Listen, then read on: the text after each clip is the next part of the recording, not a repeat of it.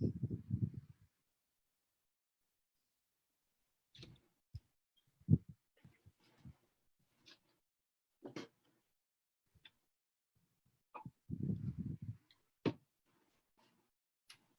is it on? Guys, yes, we are live now. Okay. Hi, everyone. Welcome back to session 2 of #GrowHerGame Filipinas Football Forum at Home series, where we have club coaches' perspective on where women's football can go from here. So like the last time, feel free to message us and ask questions on the comment section below. And here again, oh, sorry, forgot to introduce myself. Belay, Fernando, and I have here with me Natasha, Alquiros, who will introduce our fellow coaches for today. So hi everyone, on our panel with us today, we have of course our amazing coaches and managers. We'll start off with Coach Andres Gonzales, or known as Coach Anto. So Coach Anto is 38 years old. He played for the national team in 2006 to 2007, as well as 2013 to 2014. He has 17 caps. He's played also as well, not only for the national team, but for the local league as well. He's been very instrumental when it comes to the success of the UP men's team. And more recently, of course, he also joined the board to coach the women's football team of UP in 2013 and took them all the way to win their very first UAP championship in 2016. Next up, of course, we have Coach Philip Dinglasan, or Coach Ding. So Coach Ding is a 38-year-old entrepreneur. He's the president of Overtime Sports Inc. He's the founder of Overtime Open Play, Overtime Cup, Hiraya FC, and Fourth Man. He's also was the assistant coach for the women's national team back in 2008, and he was very instrumental for DLSU to get their championship back in 2010. I actually played under Coach Ding in that championship back in 2010. He's also one of the founders of Hiraya FC, as we said, and notably, recently he has brought them to the 7th League Championship in 2019. And up next, we have Keuts Smith, or the manager, as we said, of Outcast FC. She's 41-year-old French preschool teacher. She formed the girls' futsal team in the local league in England. Before moving here to the Philippines, she also created Outcast FC in 2014. She has led Outcast to 51 championships over 5 years in futsal and in football. Notably, of course, such as the inaugural women's division in the 7th League. They were the first champions, and such as the Ceres Cup in Bacolod in 2018. And last but not the least, we have Coach Shane Cosgrove, or known as Coach Shane. He's a 54-year-old coach and educator from the UK.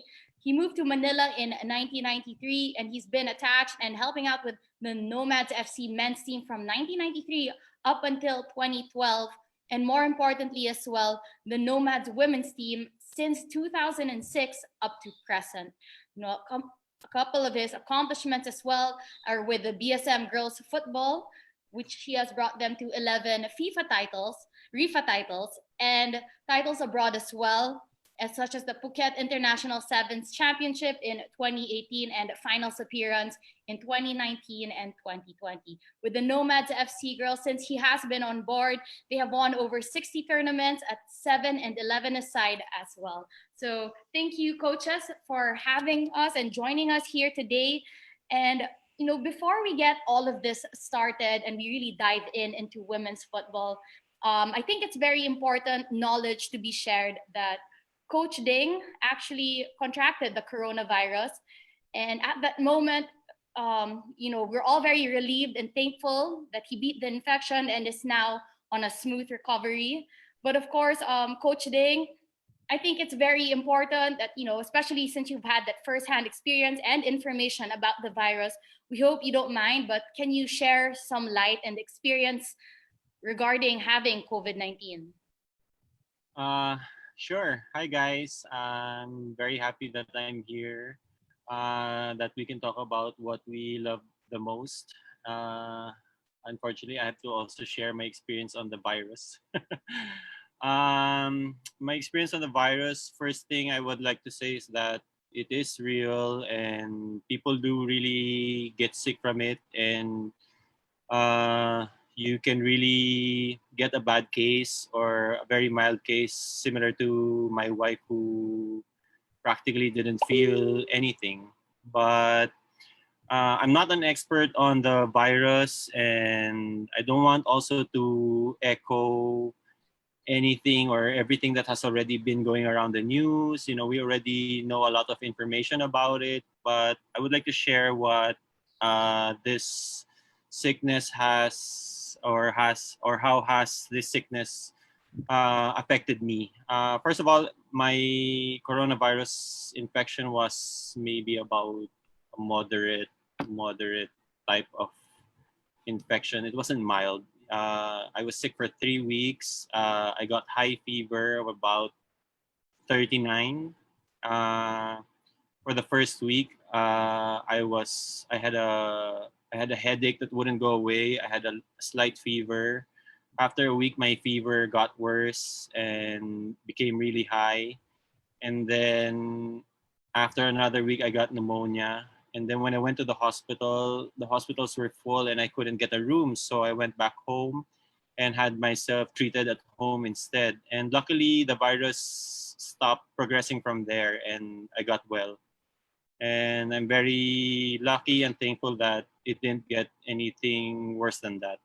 But what I want to share about this sickness and how it has affected me is I'm really overwhelmed by how many people from different communities were concerned about my health, and a lot of people were messaging me, asking me how I was, what was going on, and a lot of people also were praying for me. And I think I was very overwhelmed with all the well wishing, and it was truly heartwarming. And in spite of all the negative things that this virus can bring us, I think this is one positive thing that we can get out of it. That people should just be concerned about other people and should just continue to share the love and care amongst others and pray for others that they may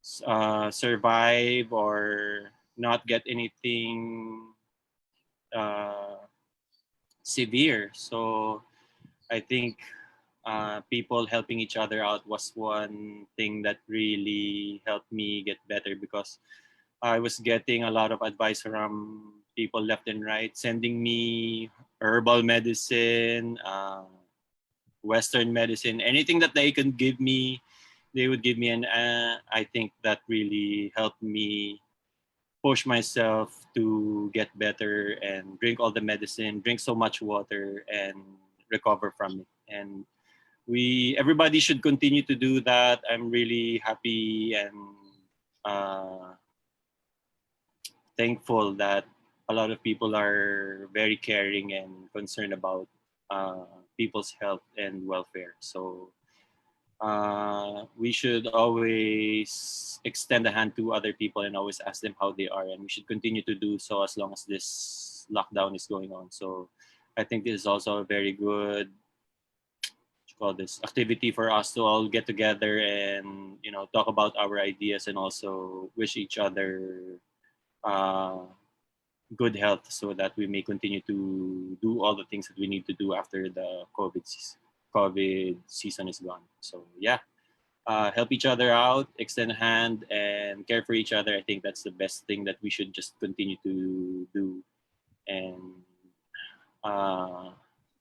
yeah, that's about it, Tash. And of course, yeah, thank you for as well. We're very grateful, of course, for your recovery and for sharing some light regarding your experience as well, your firsthand experience. But now, let's dive into the football of it all. So, Coach Ding, I'll start with you. Just to veer off the Wow. heavy start.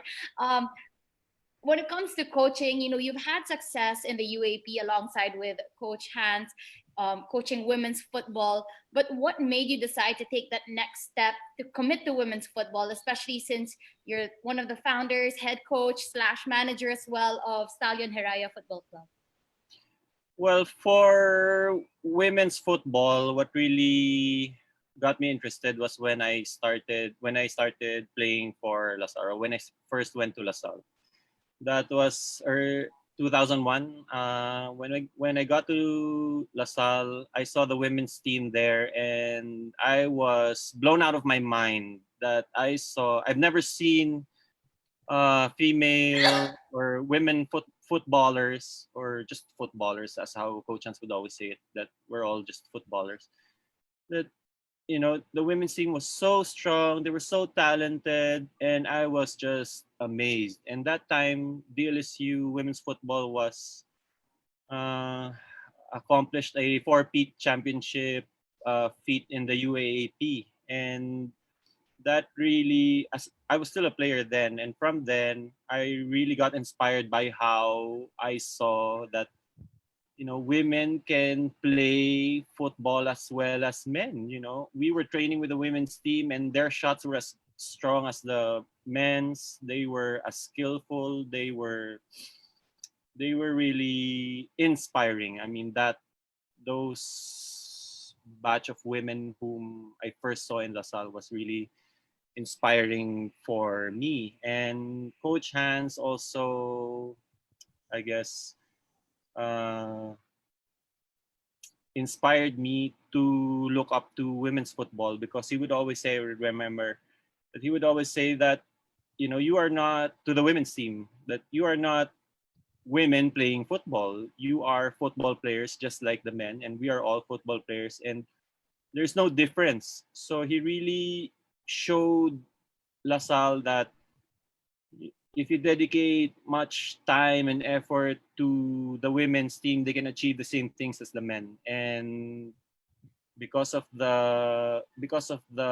talent and hard work and things that I saw there in LaSalle, I realized that this is something that we can grow. And from there, my my added experiences with women's football were all really just inspiring me to grow the sport in this area. So yeah, because of that, I just want to contribute to the inspiration that I got from Coach Hans in DLSU, and I just want to be able to give the same, or at least contribute to the inspiration of others also, that you know um, there is something here and we can make it grow. The very inspiring words, of course, Coach Ding. And as we talk about the UAP, we'll talk to another coach as well who had started out in the UAP as well. So, Coach Anto, you've had a lot of success, as we said earlier, in men's football, whether it was playing and as well as coaching. So, what made you take that jump to take on and tackle the women's football team of UP as well?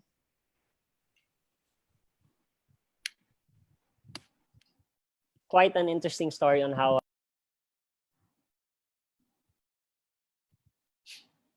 it was around September of 2013. I was already with the men's team, and I was still playing semi-professionally for Pashanga.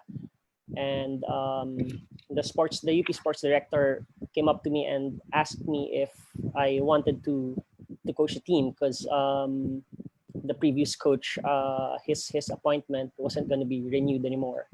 So I told the sports director I couldn't take it at the time, because I had already so much on my plate. So I recommended a coach whom I knew very well, and was also a very credible coach. Unfortunately, my recommendation was turned down, and short of saying that I was forced to take on the job initially. I told the sports director that I was gonna coach the team for just a year until they find a replacement. Although I took on an assistant coach, and I was hoping that he would eventually take up the head coaching job. So it was like sort of a transition period. Anyway, I enjoyed my first year coaching the team. To be honest, the girls, they are actually more adaptive. They can easily adjust to certain situations and ideas compared to the men. The men might be, faster. They might have more playing experience because a lot of the boys started at a very early age compared to the girls, and they just had the opportunity of playing more games. So that advantage is on the boy side. However, in terms of brains, picking up ideas, I would say that the girls have that tremendous ability, better than the boys. I generally speaking. So there, and after that first year, I continued on, and until now, I'm still here coaching the women's team. That's, of course, as you said, it's a good inspirational story in a sense that you didn't really want the job technically when it started, but then once you've seen as well the potential, you've decided to stay on. And I guess it's also such a good story knowing that you only wanted to coach that first year, but with your longevity as well, you have brought the UP women's team to that height of winning that UAP championship. And from UAP, let's take that jump now to talk about the club teams. Keuts, of course, as the manager and founder of Outcast FC, earlier you were talking about that you used to play football. So take us through that transition from playing and then now deciding to manage a football club. Okay, so I'm French, but I lived in the UK all my adult life. So I used to play futsal there, but it was just for fun. It was with friends once a week, like no league, no varsity, nothing like that. So when I moved to the Philippines, I wanted to keep playing football. So I looked for a team, and I found a sports club with a women's team of my age. So we were mainly moms. So we entered some tournaments, and sometimes we didn't have enough players. So we recruited through just connections some younger players who were mainly freshly graduates from some universities. Then the sports club setting didn't work out too well for the younger players. So we decided to stop playing at that club. But then we were left like, oh, what do we do? So for me, I was well, that's a pity because okay, we don't have a field, we don't have a setting, but really all you need to do to play football is some uniforms, or really you just need a ball. But what we wanted to do is enter tournaments, and at the time there was loads of tournaments at the weekend. So I thought all we need really is uniforms, and then we'll see where it takes us, and that's it.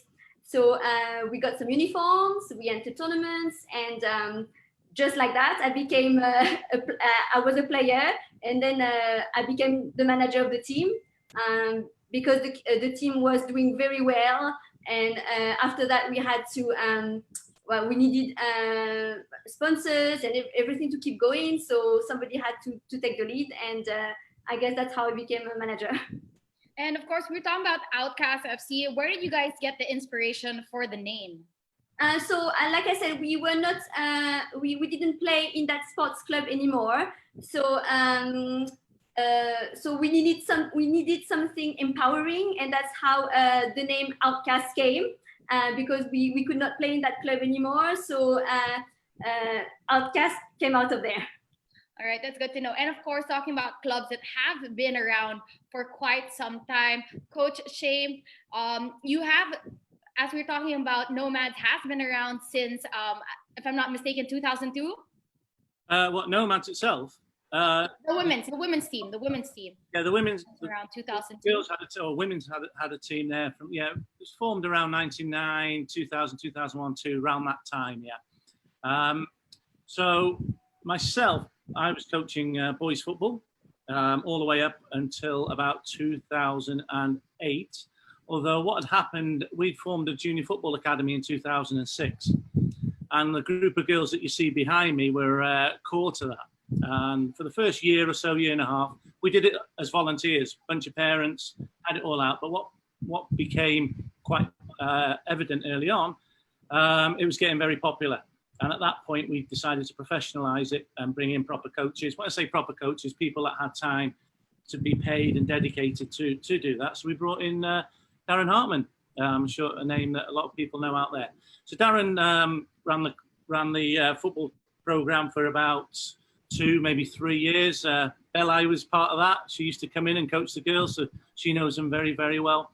And I think from a very early age, they picked up really quickly, and they actually trained with the boys all the way through from under sixes up until about 2012, 2013, when the boys were getting that, the boys hit that growth spurt. They've got that physicality on them. And we just felt, well, the girls could still train with them, which they did. But then we had a specialist night then for girls only as well. So the girls came in at that point. And from 2014, after some of them had made the national team, we used to bring Coach Let down. Coach Let used to come down and work with the girls whenever the chance arose, because obviously she was very busy with lots of other projects. And myself, I tended to run the girls' football at all of the tournaments that we used to have. And then from about 2009 onwards, I then took them under my wing and carried on with them. And also at that point in time was when I started with the British School Girls. Because up to that point, I coached British School Boys, so I took on the British School Girls at the same time. And obviously, you see Christine there. Stacey used to play for BSM Girls as well till she moved to CSA. So the Nomads and the British School sort of, were quite close together as they developed through. So and I've been with both teams now until 2020, and the girls made their breakthrough into the PFF this year, which was very. And when we were talking about the women's football, and most especially, I think that a notable achievement for the Nomads Football Club is that you have been producing players that have been brought up in the national team or that were picked up by the national team, more specifically in the youth national team. How did you end up investing so much in women's football? What was that point when you realized that there is much more to that women's game? I think we always did, to be fair. We recognised the talent in the actual players. I mean, as soon as you saw Stacey play, you knew, right, bang, that girl can play. She just had a natural sense of space. She knew where to put the ball. We'd always played moving the ball quickly, 1-2 touch, all the way through. And they had some very, very good coaches along the way. Obviously, it wasn't just me. It was Darren, it was Belay, it was Coach Let. There was a lot of people have had a lot of input into those girls down the years.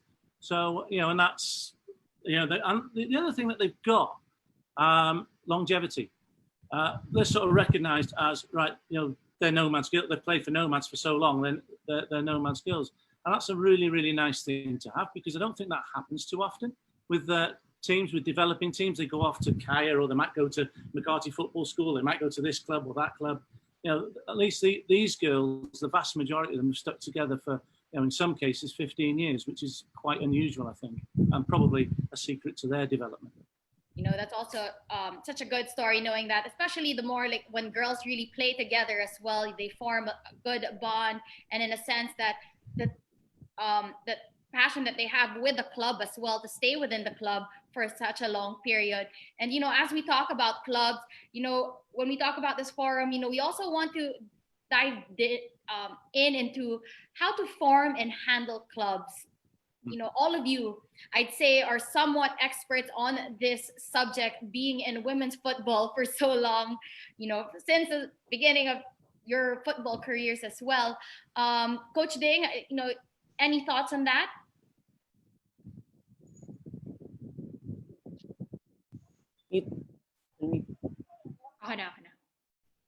On forming a football club, I wouldn't call us experts though. I think we're all on the learning curve. It's still something that we really need to get a feel for, just like the previous years that other teams are coming in, players come and go, and I think those things are also difficult to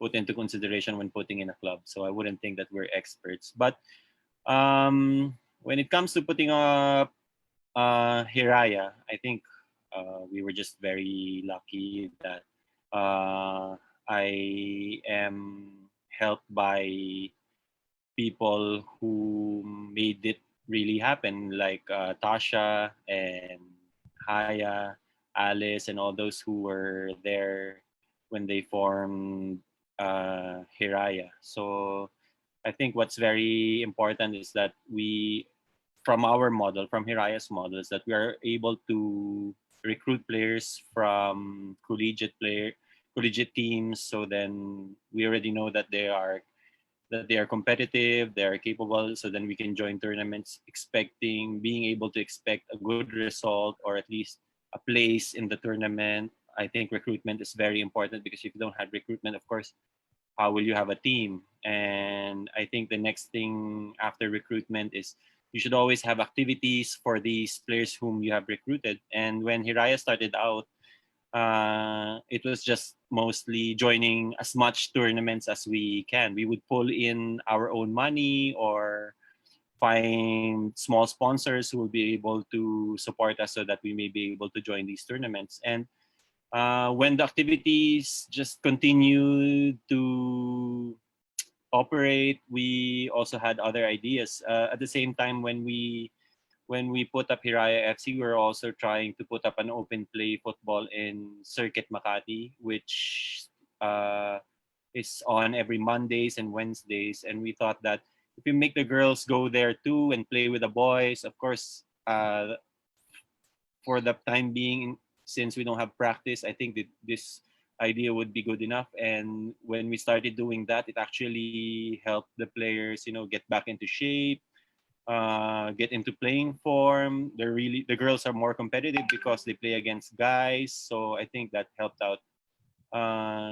Moving on to the second year, third year of Hiraya FC, on the third or on the fourth year or in the recent season that just finished, I think we added again a few things to our activities. And aside from tournaments and open play, we already started adding training. We started training on instead of playing open plays on Wednesdays, we would train before we would go to the open play. And lucky enough that the players are able to make it to the pitch, because if we move venues, like we tried a venue in Quezon City, not much players were showing up. So we were lucky also. That's when we also figured out that the pitch or the area where the pitch is located is also very crucial to building your team, because if they cannot make it, of course, how will they participate in your activities? So we were lucky that we operate in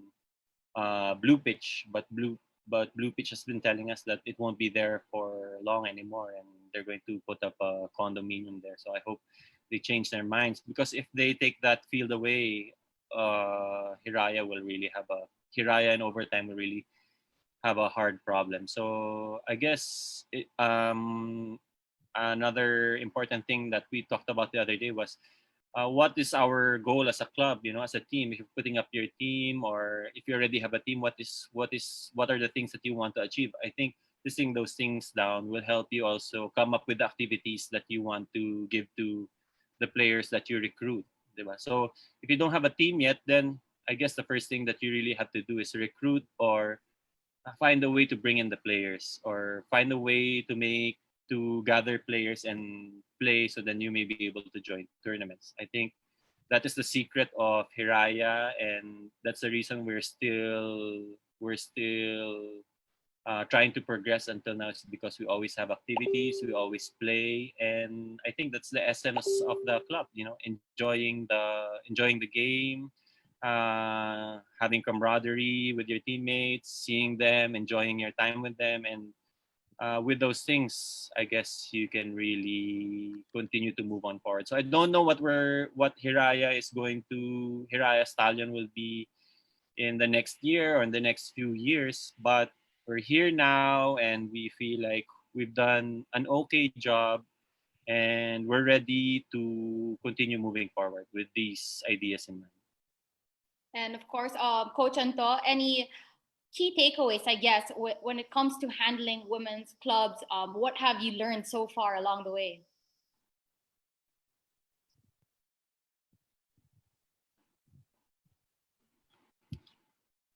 Mike. Sorry. Technically, I'm not handling a club. I'm handling a school team, which is UP. So the dynamics are very different. We get our players through recruitment. So we get to have them for at least 4 to 5 years. And then, so for us as coaches, we can have a midterm plan as compared to like maybe most clubs that are not yet very stable, and so the players come and go. In our case, we can have a midterm plan. In terms of recruitment, what makes it easy for us to get players is, number one, because we offer good education, and secondly is scholarship, and then maybe thirdly is maybe the good football program that we offer. So in terms of getting players, I don't think that's much of a concern for us. And Coach Anto, as we were talking about earlier, we were talking about that influx of players that actually tried out for the UP women's team. Why do you think that there were so many girls that tried out? I think over 100 girls tried out for UP, and you were able to form as well 2 teams in the local league. Why do you think all of a sudden there's that big jump of numbers of girls trying out? Firstly, it was because of the K-12 program, so there were more graduates last year, and then like what Shane has experienced, I think this is also a fruit of I think the success from the 2010 ASCAL's campaign, when they beat Vietnam, so the so-called Miracle in Hanoi. I think that popularized the game so much that a lot of kids started playing football, and now we see these kids who started playing then, they're now probably 17, 18 years old. So that helped the popularity of the game so much. And then after that, we just had more competitions for girls, more opportunities to play, and the recruitment for varsity positions in schools, the support have been tremendous. Schools have started to really put in the funds for recruitment of these women school teams. Sorry, I just want to touch on something we were able to discuss the other day. Can you give us a quick comparison lang of sponsorship in terms of having men's teams and women's teams? Okay. In the case of UP,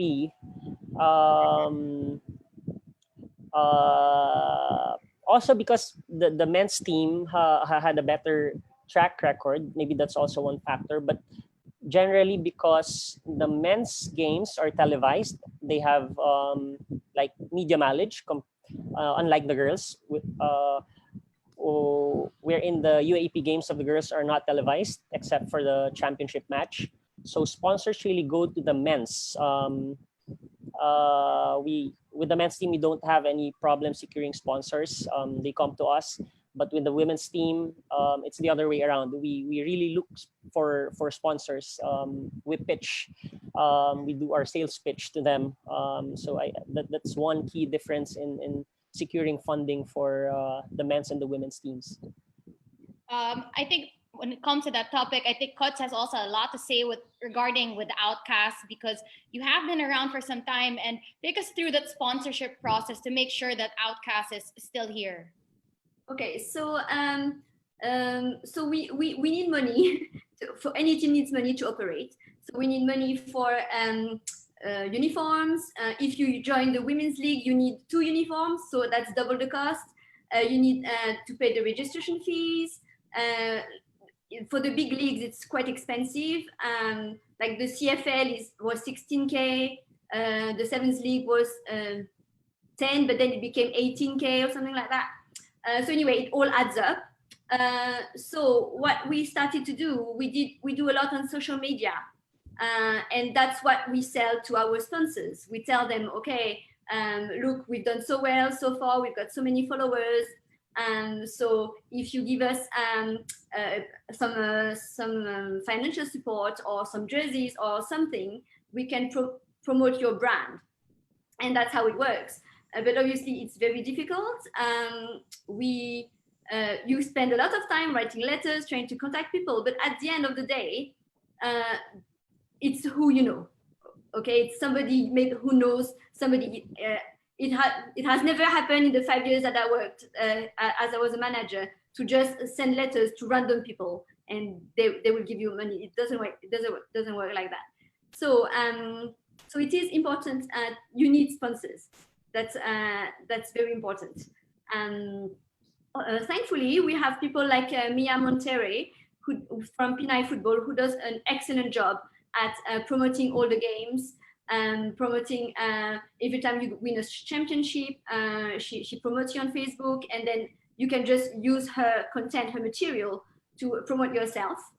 So I think it's important to have to be part of big leagues, but in the same line, I think it's important that when you join leagues like the Sevens League or the Women's League from PFF, that games are televised, that there is a consistent publicity every week, maybe match reports or articles, and this is really boosting us. Thanks to all this publicity that allows us to get more money, and then we can continue operating. Yes. You know, as you're talking about Mia, who's also a big part of this forum as well. She's in charge of a lot of it. Everyone knows her in women's football. And of course, the support that she gives really helps the clubs as well to push forward when it comes to the photos that she puts out for the players, making sure that there's talk and buzz always being brought about for women's football. And I think an additional thing to add to all that, I think that we discussed also with Ding, was that sense of community. And I think with Coach Shane, you have a lot to add regarding that subject matter. You are the longest running club in the Philippines for women's football. So what is the reason behind, I guess, the longevity of the club that is Nomads? Certainly from when the girls football team started in 2006, the big key to all that was we had our own pitch. We also had the local community of Merville and nearby villages. So a lot of people came. Fortunately, a group of girls also came that formed a core that has stayed with us ever since. What we tried to do as well, we did form from an academy perspective, and the academy is still going. It's mainly now, it's an under-16s academy at the moment. I think they'll continue to expand, and we are still linked with them. They're up at Army now, rather than the pitch in Merville. But it was a camaraderie. It was a sense of togetherness and belonging that was a real strength with the girls. And with the academy, obviously, we charged, but we didn't charge a lot. We tried to keep it as efficiently, as cheap as we possibly could, so that we would enable maximum participation. So we didn't make any profit out of the academy. What happened to that money? It went straight back into the academy for lower kits. So we pay 500 pesos for a kit. We would fund tournaments. I mean, just to run a tournament could cost 50,000 pesos. And again, teams coming into that, we used to hold 2 free slots per age group for charity teams. For the Friars and all those guys who are doing a lot, who very often go unmentioned, but do an awful lot of good work with development of football in this country. We left the ground in 2016. At that point, we didn't have any revenue streams. Having said that, the girls did pay dues at Nomads up until that point. After they'd done that, I wasn't sure how long the team was going to continue for. And I thought, well, they've paid for so long, they've been members of the club for so long, I just decided to take it on board myself and said, sod it. I had a little bit of money. Unfortunately, my father passed away, left me some money, and he was a massive football fan. Actually got signed up for Liverpool A and B teams when he was younger in the 50s. And he would have wanted me to spend that bit of money on the football. So that's what I did with Nomads Girls. And 2016 was a crucial year because in the UFL, you had to have a men's team in order to enter the youth tournaments. Now, there was a point where we'd lost the money for the men's team, and if we hadn't have entered the UFL, all our girls would have gone off to play for other teams. So I funded the men's team for that year so that the youth team could play in the UFL. And we've just kept going from 2016 to 2020. And it's been a very successful time, but it's not been easy. And the points made about sponsorship, that is really, really tough. I mean, people say, "Oh, it's easy, go and get sponsors." try going out and getting them. It's really hard. It's not easy for clubs, and like you say, for women's and girls teams. But with the success of the Philippine women's national team, maybe people will start seeing that in a different light now. Because, in all honesty, hand on heart, the Philippine women's team are more likely to get to the Olympic Games or something like that than the men's team are. They're in a better position to do so. But that's another topic. So yeah, Coach Shane, it's very interesting when you pointed out that there was money that was coming in the club, and at the same time you use that money to reinvest it in the club.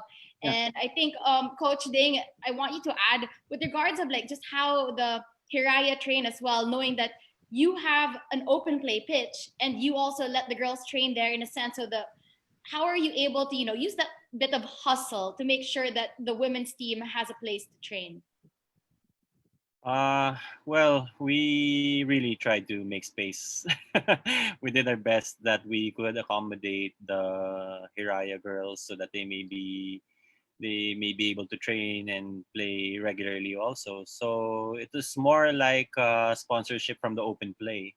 So the open play is operated by a company named Overtime Sports Inc. And we formed this together with Haya and some of our partners who are in the private banking side who wanted to come up with a corporate team. So their company is very small and not much employees show up to their trainings. So it ended up that Overtime Sports started sponsoring Hiraya instead for the open play. So all the Hiraya players come in every Mondays and Wednesdays. They don't have to pay for anything. All they have to do is show up for the training and show up for the games. And because there's constant activity and from the sponsorship of the open play, I guess I've been really lucky that we are able to continue the efforts of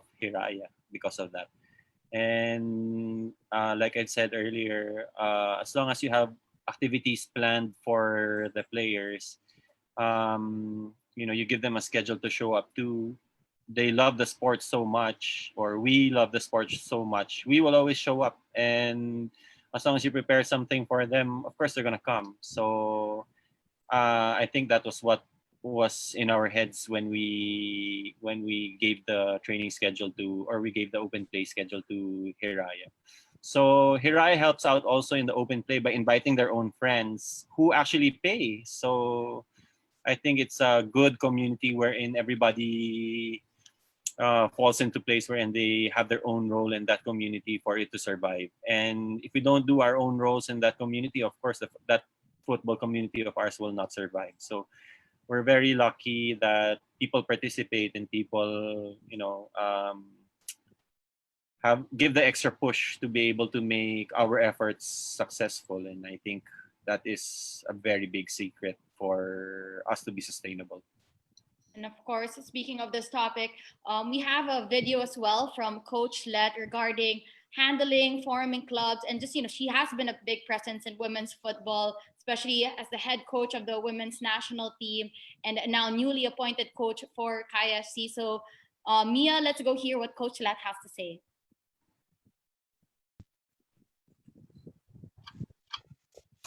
In the current roster of Kaya, we have some national team players who graduated from university, and some are students. In the picture of women's team over the years, there's a big improvement on the development of the game. And what Kaya is up to is to look at these players. So where are these players after their career in the university? Where are these players after the national team? How did Kaya establish its women's team and thus think model is sustainable? It all started after the Olympic qualifying when Kaya contacted me through initiative of Paul Tolentino. We discussed a lot of things about women's team, development of national team, club, and players, and how we can work to start a women's team for Kaya. We tried to put a team for PFF Women's League, but the time is so limited. We don't have yet players. and the paperwork are terrible for less than 1 week to start the league. And we had also exchange of conversation with Keuts of Outcasts for possible merging, but lot of things for consideration, so it did not work out. Until we decided to call for tryout. Surprisingly, on the first day, around 25 to 30 players showed up. Some of them are from the national team, from the senior national team. So honestly, I did not tell them to go to tryout, but they asked for the information about the tryout and some possible arrangement for Kaya. And we came up with 23 players in the roster, and then now we have 26 players in the team. As of now, our target tournaments are the PFF Women's Leagues and Sevens. Same with the other teams and clubs. You also have some sort of problems with the fundings, but the good things with Kaya is at least we have once to twice a week training. And then our players also receiving a fair support coming from the Kaya for each member of the team. And for me, to sustain a team, so we should have a tournament. So it's very important to have a league. So if there's no tournament, so what will happen to a team? So that's why most of the clubs before are gone now because they don't have a tournament to join. And then same also with the funding. But the good thing now with the promotions of women's football, so like the Sevens and PFF Women's League, so there are some games are being live stream or Facebook page. So it's being shown into the public. For me, the promotion of the game is very important para mabuhay yung football. So if there's no game, so para saan yung tinetraining ng players o ng team?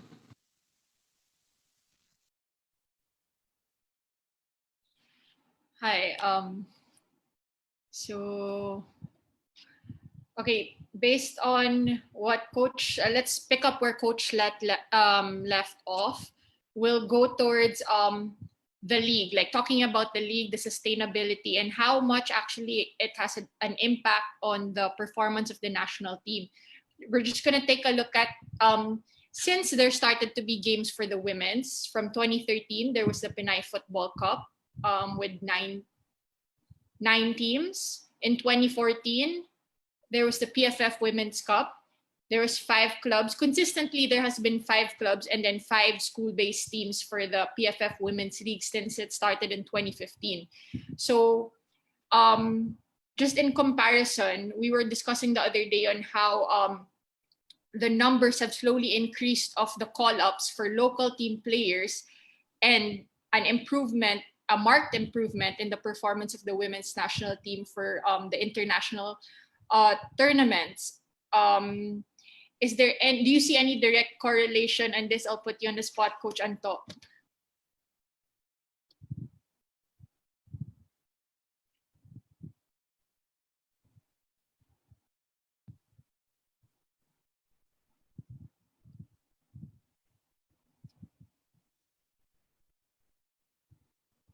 Yes, there. I believe a continuous Philippine Women's League program benefits the national team program tremendously. Let's go back to the most recent SEA Games. A number of our locally based players from that team gained so much playing exposure because of the Women's League. In the Women's League started last year, ended this year, our girls were able to play around at least 20 games. Without the Women's League, if a particular girl plays in the UAAP, she only gets to play at least 8 games, 8 competitive matches a year, and that won't help the development of these girls. Without the Women's League and without the UAP, what other avenues for growth and development do these girls have? 7-a-side competitions. So there's really not much to expect if we don't have a continuous women's league running every year. Shai Del Campo, for example, who performed very well in the last SEA Games. Same with who's the number one goalkeeper, Ina Palacios. They had so many games before getting into the SEA Games campaign, and this is all because of the Women's League. Some of the games might not be very competitive yet, but at least the girls are able to play a lot of games. That's the key. They develop their match fitness, they develop their experience, they're able to set out different tactics.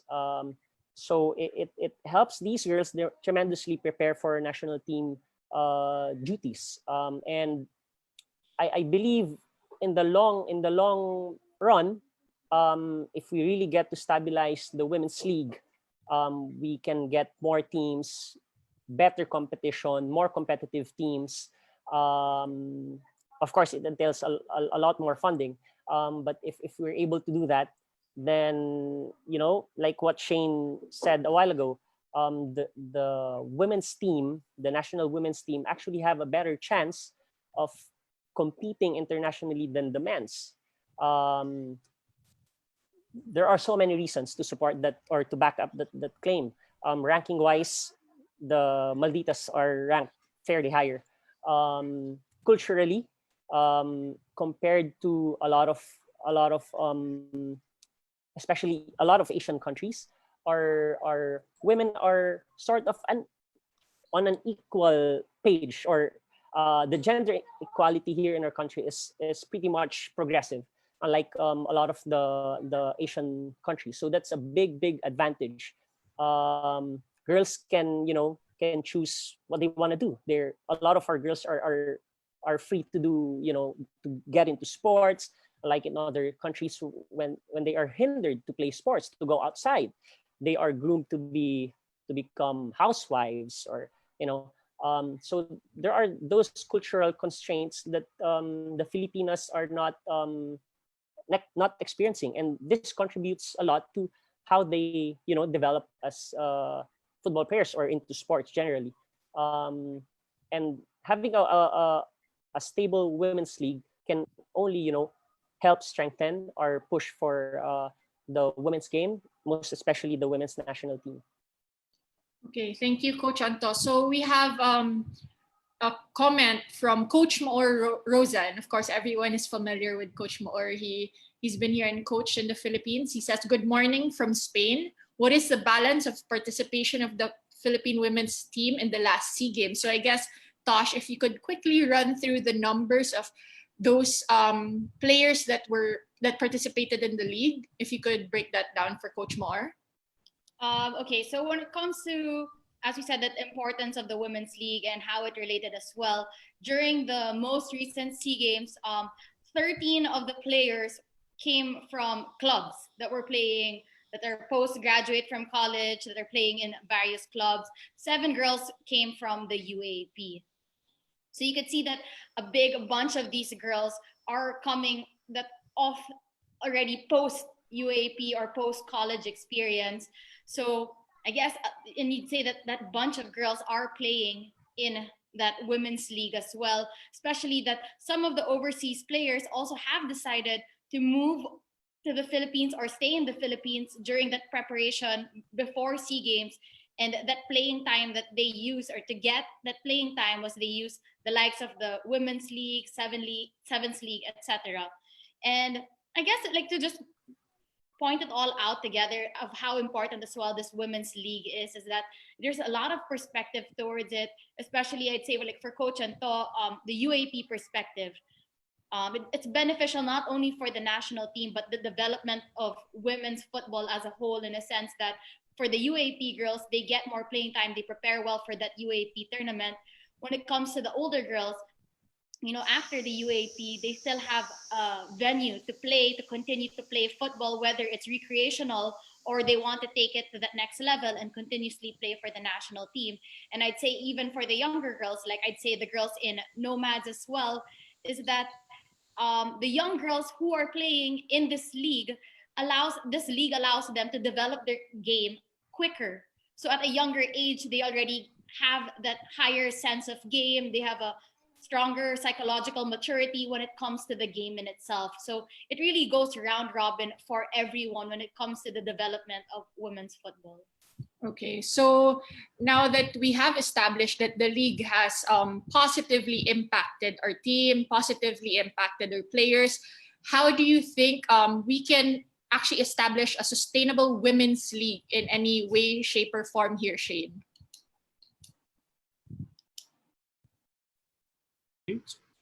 All right, can you hear me? Good. Sustainable Women's League. Obviously, that comes down to money, as we spoke about before. It costs a lot. Locations as well. The PFF field in Carmona, going down that way is, it's quite expensive to get down to for teams. That issue has to be looked at. Things that we've touched on a little bit earlier when we were talking about multimedia sponsorship. Something we haven't really mentioned a little bit at the moment is the work that's been done in the PFF Sevens and the highlights, the videos, that sort of thing. They have that highlights show on television on ESPN. Something like that for the women's team, for highlighting the league, will grow interest in the league. We have to grow interest in the league in that form. I know there are constraints with the PFF playing the games at Carmona because the field was provided by FIFA. We can all understand that. If there's some way that matches can be played at the northern universities, as I call them, so Ateneo, UP, FEU as well, that will generate more people coming down and generate interest into the league. Obviously, going from that, the importance of that league can't be understated. Because if you think about it now, the 16 to 18 age group, if they play for the high schools in the area, which is REFA, okay, and they play in the YFL, UFL league, they'll get around 20 11-a-side matches a year, which isn't, you'd like it to be a bit more, but that's not bad. That's pretty good. If they didn't have this league, then, like you say, the UAP games are eight matches. So they've gone from an 18-year-old playing 20 matches to, sort of the key development years of 18 to 22, only playing 8 games. So the importance of that league is massive. And again, like I say, it can grow. I think some of the things that the Philam Sevens have done, where they've highlighted players, people are starting to get an interest in that. I see players from other teams go and ask my girls for autographs because they've seen them, and that's really, really nice.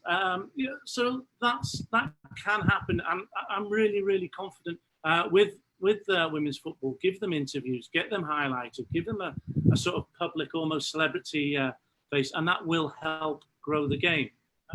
That's my point of view with the sustainability with the women's league. Okay, yeah, those are all interesting points. Let's go on to Keuts. Can we ask you, Outcast has been established as one of those women's teams now that are a threat. They're very a strong team with national team players at that. How can the league be sustainable in a way that Outcast will be able to participate every year? Because from what we know, you participated in the previous years, but last year you were not able to participate. So talk us through how the league can be more supportive of the clubs in turn.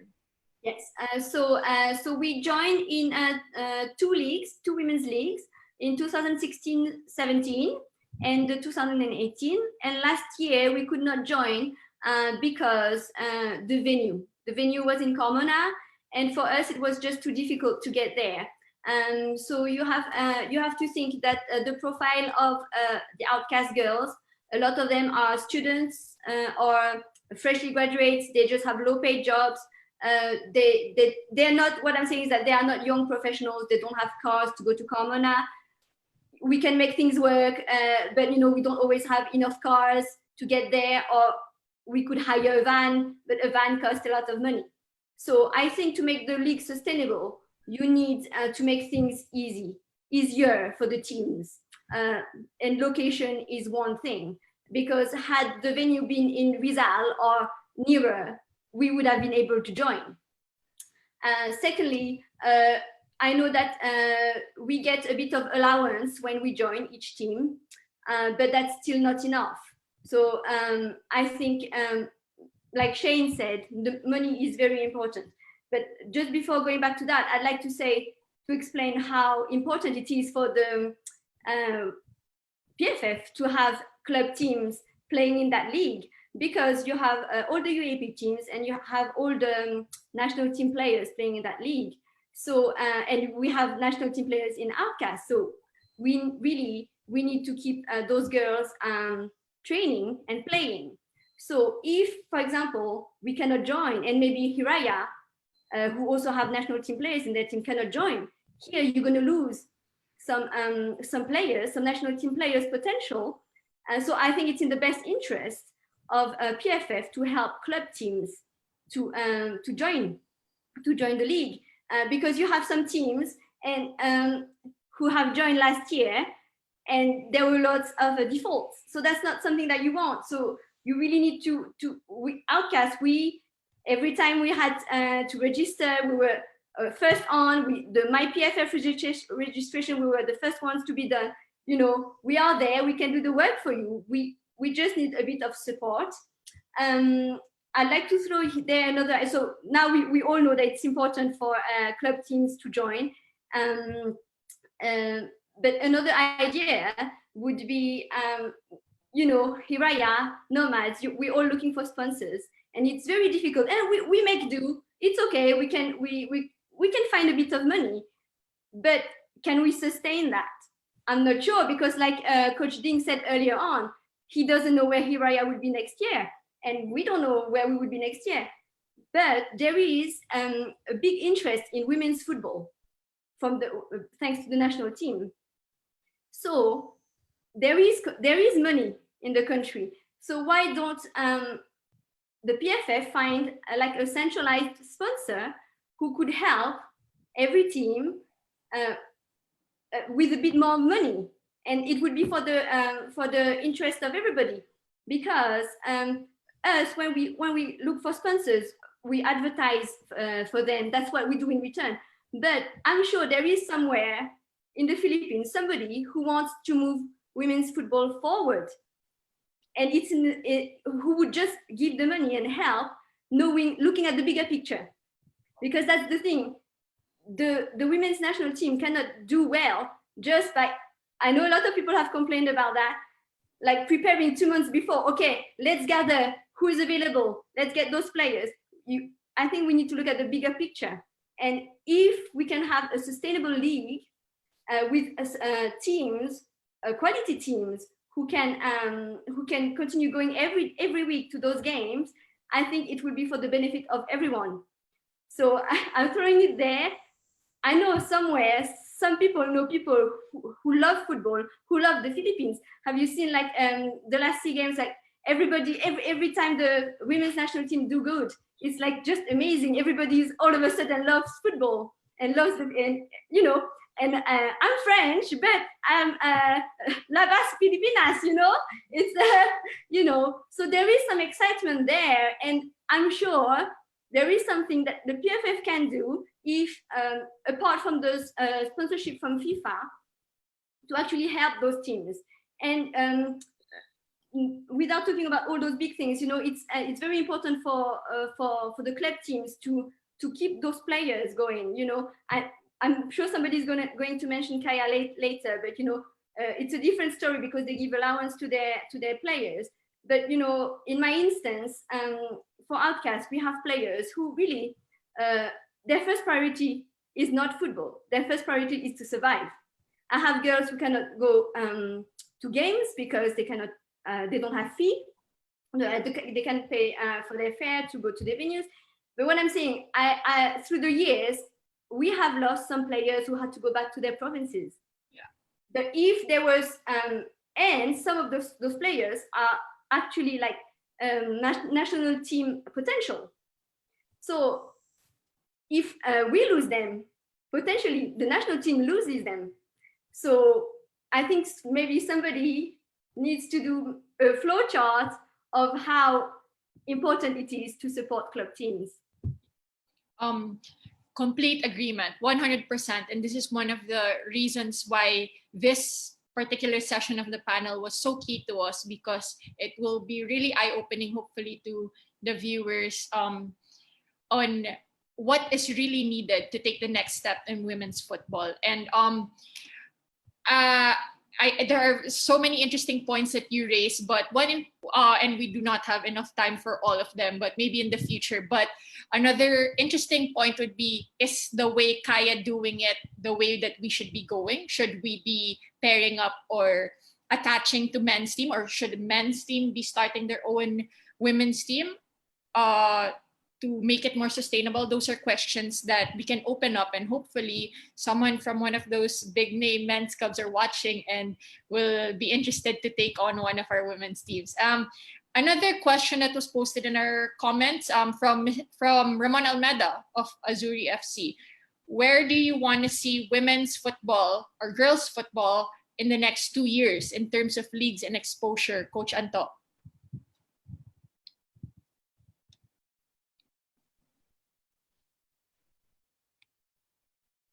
Okay. Definitely there has to be a balance in building girls football from the bottom and building it on top. The most recent SEA Games campaign of our women's national team was a very good opportunity for us, for the federation most especially, to promote the sport. I'm not fully aware what programs they undertook to take advantage of that. I think there was you can say it a surge of popularity somehow, based on the performances of our women's national team. But we need to ask ourselves, were we able to take advantage of that to promote the sport on the ground? Did that translate to more girls playing football? Did that translate to more sponsors wanting to put up girls competitions? Those things remain to be seen. So from my perspective, we do whatever it takes to have a really strong national team program. Together with that is the youth national team programs. So enough of those 2 months preparation, whoever has a passport, okay, you're in, because there's just no long-term plan for it. Secondly is building it from the ground. We need to have more girls playing the sport. In general, more Filipinos playing the sport, more kids playing the sport. They have to play it during their free time. And how can we make them do that? Introduce the sport. Kids enjoy it. I've experienced, playing football in one of our courts here in the subdivision. I saw some kids playing basketball, and then they got curious why I was kicking the ball. And then eventually they asked if they could join. They joined me, and then they were playing for 30 minutes, just kicking the ball around. So football is enjoyable. It's just a matter of introducing the sport to these kids. And then they need to see heroes. That's why we need a successful program up there, because they need idols. I wanna be Shai Del Campo. I wanna be Ina Palacios because I saw Ina play and she was very courageous. I wanna be her. I wanna be like her someday. So it goes hand in hand. Going back to the question, where do I see women's football in the next 2 years? That's a question, right? There are a lot of positives, and hopefully, we keep strengthening the national team program.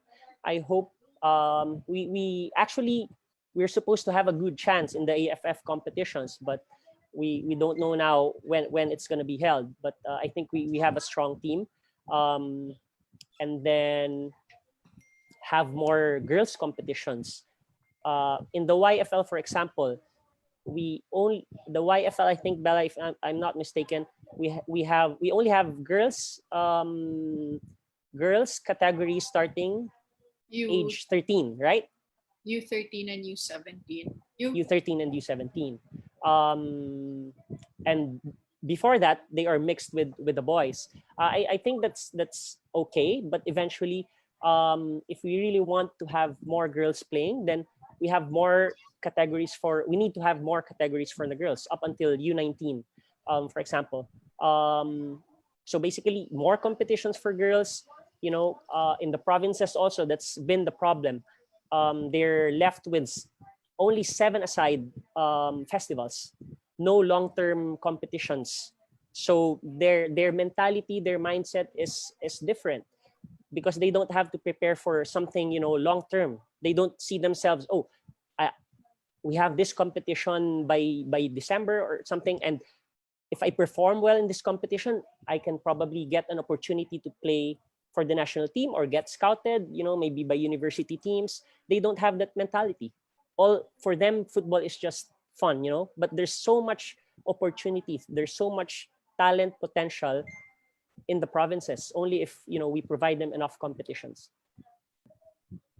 It's very good insight, most especially on that long-term planning that really has been, I guess, that big mix, that big thing that has been missing in the puzzle for women's football. Coach Ding, as you said, you are handling Hiraya, and I'd say that it's one of the clubs that are taking those steps towards that right direction. But how do you think you can propel Hiraya to a more sustainable feat? Well, from all those that were already mentioned, like asking for support from PFF or from the football community, maybe like subsidies for the tournament. I mean, those things are, if those things are given by the federation, then that would be good. But there are some, from the Hiraya's point of view, we always work from within. We don't wanna count on what the league will do for us, or whatever the league can give or the federation can give to us. We take that as a plus, but we try to execute everything or plan everything from within our group. So like things that were already mentioned by me earlier was creating activity, constant activity, yearly activity. Make sure that your yearly calendar is filled up with activities, tournaments for your team. I think that will always inspire the girls to play, something to look forward to. I think that's a very good thing to make them want to come back. If they know that there's a tournament next month, they're gonna prepare and train for it, right? So that's one thing. And looking for sponsors is also, as Keuts already said, that it's who you know. So you have to be sociable. You have to. From Hiraya's point of view, we have to broadcast ourselves, tell people or tell the world that this is what we're all about. That's why we focus also on our social media accounts like Instagram, Facebook. If we continue to have activity and content in these social media platforms, one day it will have value. A lot of people will start following you. After a few years, you will have a few thousand followers, and this is something that you can use as leverage for your sponsorship letters. We have this kind of following, we have this much activities in the social media, and people will support that. People will find value in that. Another thing that we also try to work on from within is relationships. I think not just relationships with other players or other friends. No, not just with other groups. Not just, well, we were talking about earlier, if the trend would be women's teams partnering up with men's teams. If that's going to be the formula for everybody else. But I think the formula is not just about men's team to women's team, but it's more of like this group will support this group. Hiraya is very lucky that we are supported by Stallion, and there's so much support from Stallion because they already established, they're a very strong group. But there are the private banking company that supports us, the some organizations like restaurants, businesses that support our activities. If you can establish good relationships with these groups, then somebody will support your cause, because if our cause really is to make football grow, then there's so much potential and opportunity in it if you really see the bigger picture.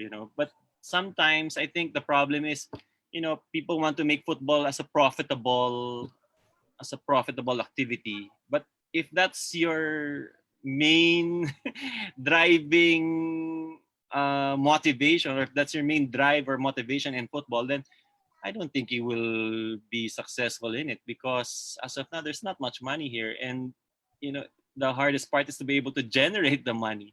But again, if you focus on the things that are important in football to make it successful, the money will come, the relationships will come, and you will be able to build partnerships with other groups which will support your cause. And I think that's the biggest secret, or that's the biggest thing that we attribute the success of Hiraya for, the success of the other groups who support us.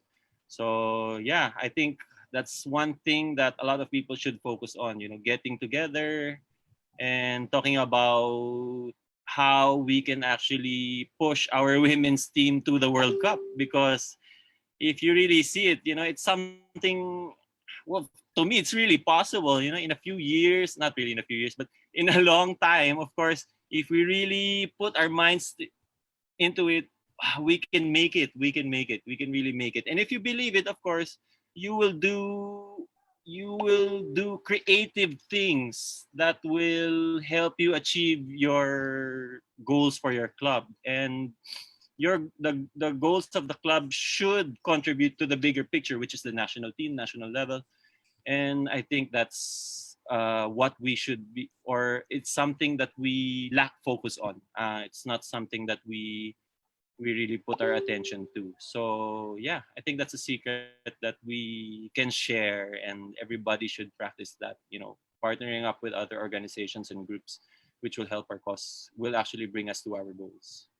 Exactly. And of course, as you're talking about earlier as well, those being available on like social media and the such. Yeah. I think that one of the things that Hiraya has been doing recently as well to make sure that people are still involved during this situation is they've created this thing of like making challenges on Instagram, and other people can make sure that they're practicing touching the ball, using toilet paper or whatever they have at home, to make sure that they're staying active, and at the same time to make sure that even despite having the COVID around us and not being able to physically be with each other, that sense of community is still there. And to add to that, we actually have a video as well from Coach Aging and her perspective during the COVID-19 and how they manage as well to make sure that they stay relevant and make sure they have that sense of community. So Mia, can you play that for us?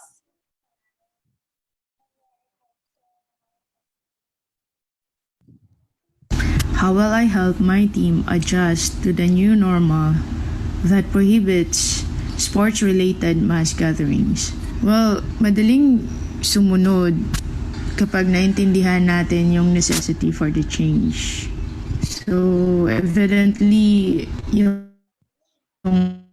effect ng pandemic sa buong mundo is sobrang laki, and we are left with no choice but to follow what the government wants us to do, which is to observe social distancing. Pag sinabing social distancing, this won't allow us to go to field and train together as a team. So, paano ko matulungan yung team ko? So, part ng responsibility ko is to put things in order. I need to make my players understand na meron kaming responsibilidad sa team, sa school, and sa sarili namin. So, hindi kami pwedeng magpabaya. So, I just need to redesign my program, and it will be focusing on the individual training and development of the players. So, sa technical aspect ng game, I cannot really demand something like quality touches, mastery of the skill. Dahil alam naman natin na hindi lahat ng players may bola. So, ang magiging focus ng program would be the muscle strength workout and training exercises. So, ibig sabihin nun, yung muscle natin kailangan mag-work more than the usual. Ano yung mga suggested activities? Ito yung uphill training, so running, tapos cycling, mountain climbing, resistant training, pull-ups, push-ups. So, bakit ito ang gusto kong gawin ng mga players ngayon na nasa bahay sila? So, dahil wala naman masyadong kailangang apparatus para sa mga exercises na to. And importante kasi ang muscle strength that will help you last the game in football kasi mahaba masyado yung game. So, yun. Nakakatulong ang pag-establish ng routine araw-araw para at least yung mga players meron silang goal kung bakit or purpose kung bakit kailangan nilang gumising ng maaga at maging productive man yung araw nila. So, nakakatulong yan para ma-divert yung attention nila. Minsan, pag wala nang masyadong ginagawa, so nakaka-stress din. So, nakakatulong yung routine na yun. So, minomonitor ko yon at ina-assess yung progress nila through online pa rin. So, nag-set kami ng day and time para magkita online. So, para pag natapos to at pwede na ulit mag-training sa field, lahat sila ready.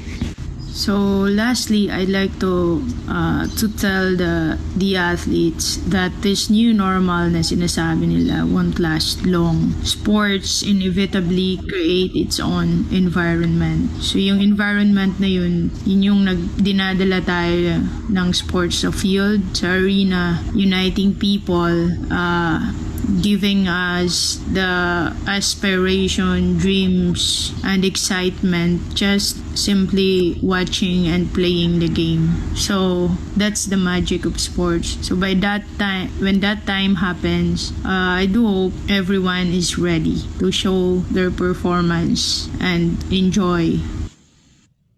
And of course, very insightful from Coach Aging. And as much as we want to continue talking, we are running out of time. But before we end, I just want to go a bit of a round robin with all the coaches and the managers here with us today to just give us an inspiring message that you want to share when it comes to growing her game.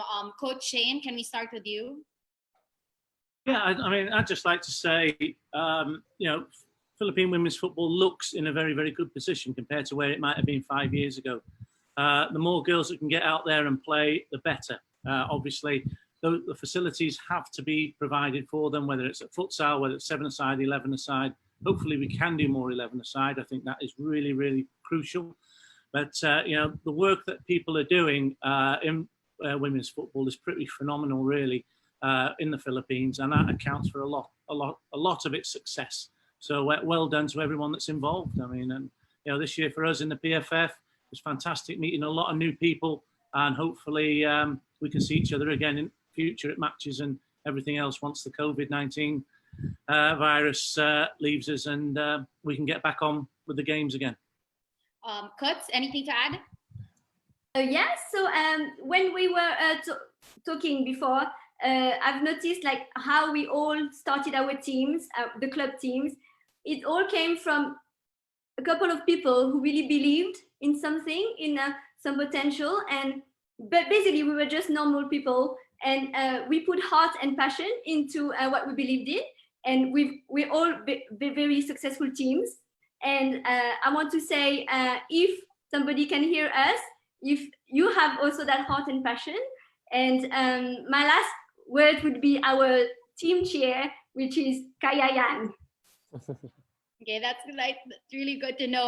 Coach Ding, how about for you?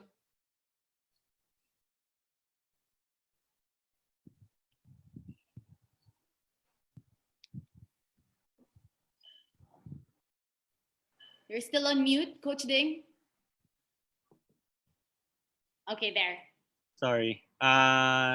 For the girls to continue to improve, I think one thing that I've seen since the first day that I've seen the LaSalle girls that I first saw when I was in college is to not be afraid to play with the boys. The girls should always be playing with the boys, and that will really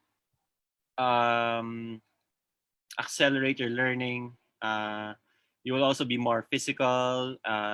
When it comes to the games, also you won't be, for the young ones, I guess, no? For the young ones, hindi na kayo masyado matatakot kasi sanay na kayo maglaro even with the guys. So just keep on playing, and I think if every football player or if every football fan just gets, after the COVID season, hopefully, gets out and starts playing again, just whatever kind of game, I think that will be a good contribution already to Philippine football, because I think that's the biggest problem, you know.